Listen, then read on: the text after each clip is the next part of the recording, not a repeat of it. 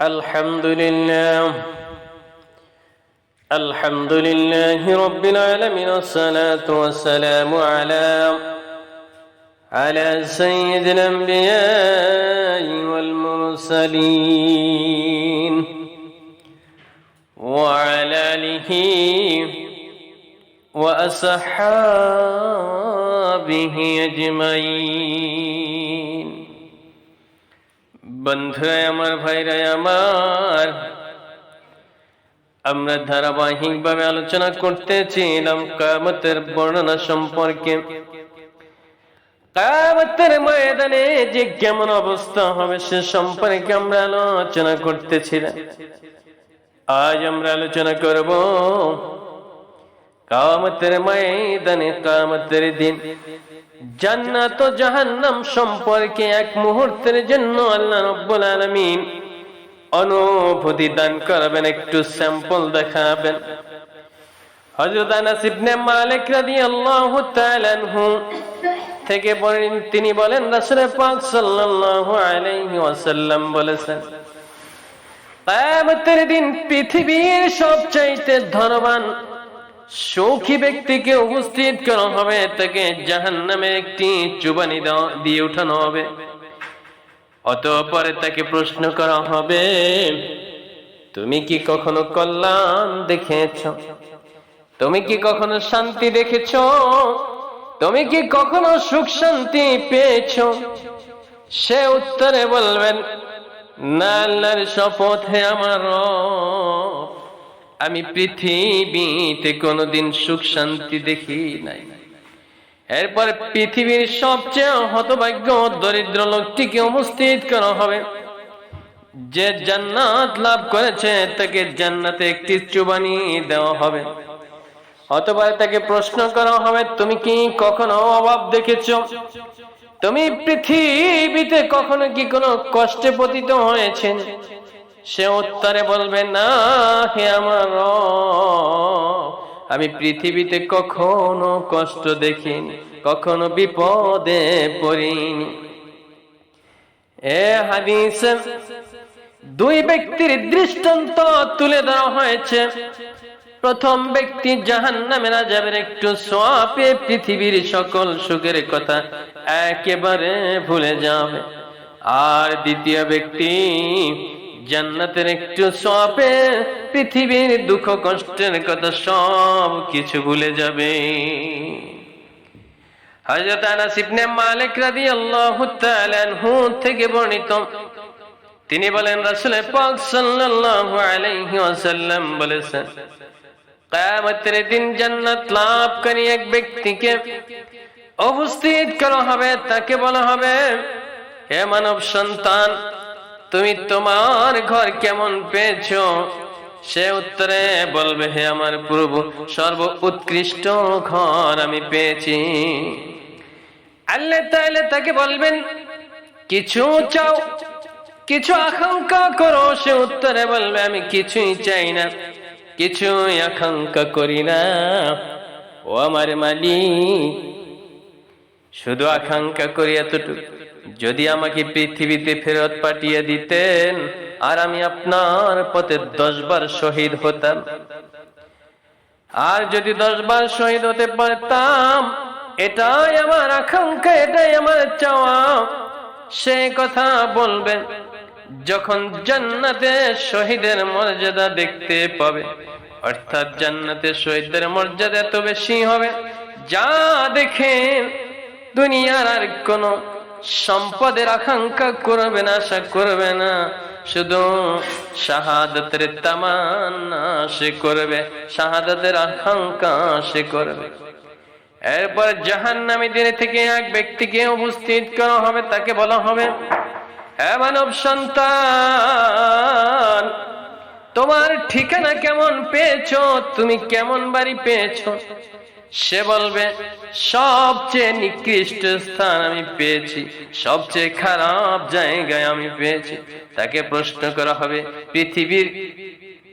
পৃথিবী পরিমাণ স্বর্ণ খরচ করা হলেও তুমি কি অবস্থা থেকে মুক্তি কামনা করবে? সে বলবে, হ্যাঁ আমার প্রভু, আল্লাহ বলবেন তুমি মিথ্যা বলেছ, জাহান্নাম থেকে মুক্তির বিনিময়ে তোমার কাছে এর চেয়ে অনেক কম অনেক সহজ বিষয় চাওয়া হয়েছিল, তা তুমি করতে পারোনি। এরপরে তাকে আবার জাহান্নামে ফেরত পাঠানো হবে।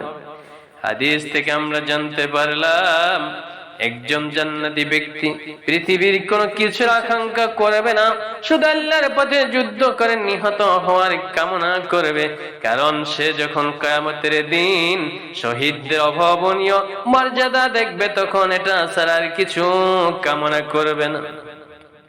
এই হাদিস দ্বারা আমরা আল্লাহর পথে যুদ্ধ করে শহীদ হওয়ার ফজিলত ও মর্যাদা জানতে পারলাম। পক্ষান্তরে জাহান্নাম থেকে মুক্তি ও জান্নাত লাভ করার জন্য প্রচেষ্টা করা খুব কঠিন কাজ নয়, এই বিষয়টাও আমরা বুঝতে পারলাম।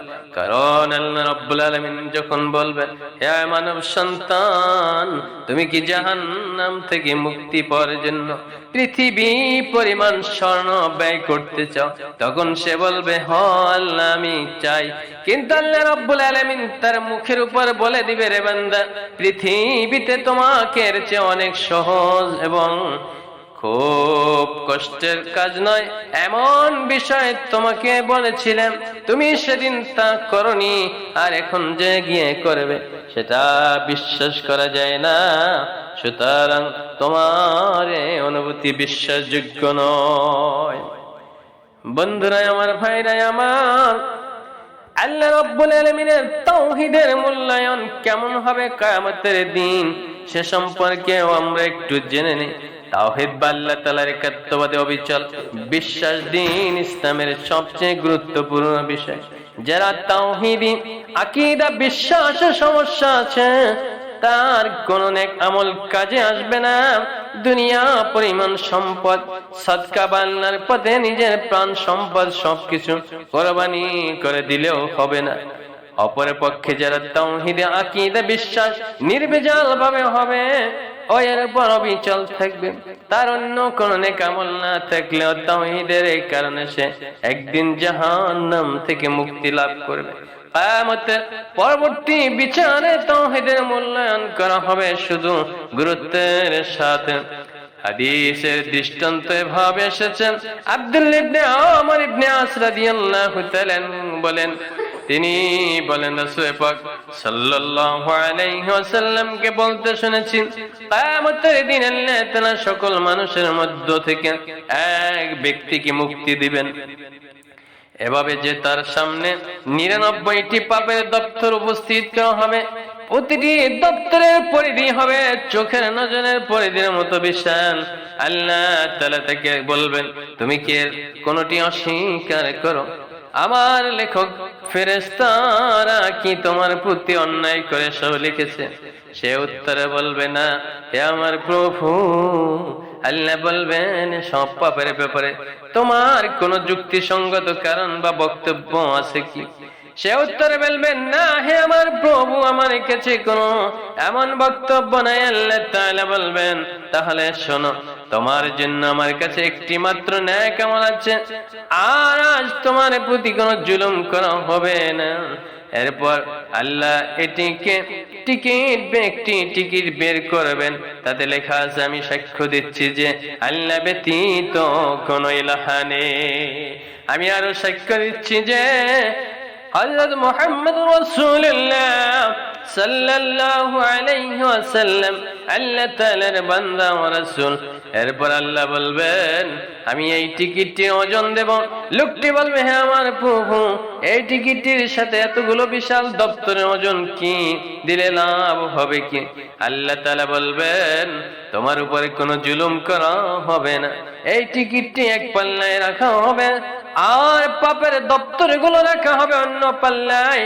টিকিটটির পাল্লা ভারী হয়ে যাবে। আসলে আল্লাহর নামে, তাআলার নামের সামনে কোনো কিছু ভারী হতে পারে না।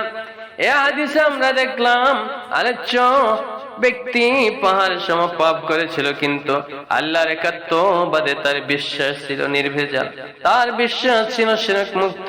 সে বিশ্বাসী ছিল মুহাম্মদ সাল্লাল্লাহু আলাইহি ওয়াসাল্লামের রিসালাতের প্রতি। এই কারণে সে মুক্তি পেয়ে গেছেন।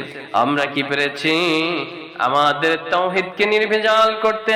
আমরা কি পেরেছি ছোট বড় সকল শিরক থেকে সর্বদা নিজেদেরকে পবিত্র রাখতে? আসলে আমরা পারিনি। কখনো না জেনে বুঝে আমরা বিভিন্ন শিরকে লিপ্ত হয়ে পড়েছি। আল্লাহ তাআলাকে ভালোবাসতে যে তার রাসূলের প্রতি মুহাব্বতের প্রকাশ করতে যে আমরা অহরহ শিরকে লিপ্ত হচ্ছি। তাই আমাদের সকলের উচিত হবে বারবার নিজেকে তাওহীদি বিশ্বাসকে যাচাই করে নেওয়া, শিরকের ধারে কাছেও না যাওয়া। যদি কখনো কেউ বলে এটা শিরক, বেশ সাথে সাথে তা পরিহার করা। আলেচ্য ব্যক্তি শুধু মুখে কালেমায়ে শাহাদাত উচ্চারণ করেছে বলে মুক্তি পায়নি, মুখে মুখে তা কোটি কোটি লোক উচ্চারণ করে। সুতরাং আল্লাহ রাব্বুল আলামিনকে এমন ভাবে বিশ্বাস করতে হবে যাতে আল্লাহ রাব্বুল আলামিন তিনি খুশি হয়ে যান, রাজি হয়ে যান। আল্লাহর বিশ্বাসের প্রতি আপনার শ্রদ্ধা ভালোবাসা দেখে আলহামদুলিল্লাহ রাব্বিল আলামিন। والصلاة والسلام على سيد الأنبياء والمرسلين وعلى آله وأصحابه أجمعين।